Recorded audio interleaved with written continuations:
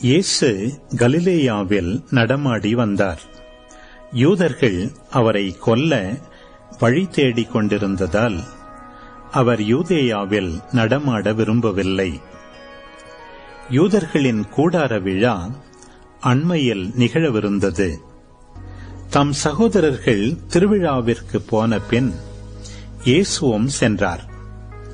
ஆனால் அவர் வெளிப்படையாக அன்றி மறைவாகச் சென்றார். எருசலேம் நகரத்தவர் சிலர், இவரைத்தானே கொல்லத் தேடுகிறார்கள், இதோ இங்கே இவர் வெளிப்படையாய் பேசிக் கொண்டிருக்கிறாரே, யாரும் இவரிடம் எதுவும் சொல்லவில்லையே, ஒருவேளை இவரே மெசியா என்று தலைவர்கள் உண்மையாகவே உணர்ந்து கொண்டார்களோ?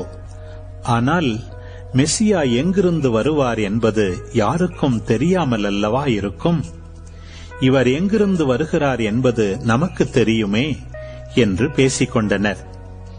ஆகவே கோவிலில் கற்பித்துக் கொண்டிருந்த போது இயேசு உரத்த குரலில், நான் யார், நான் எங்கிருந்து வந்தேன் என்பவை உங்களுக்கு தெரியும்.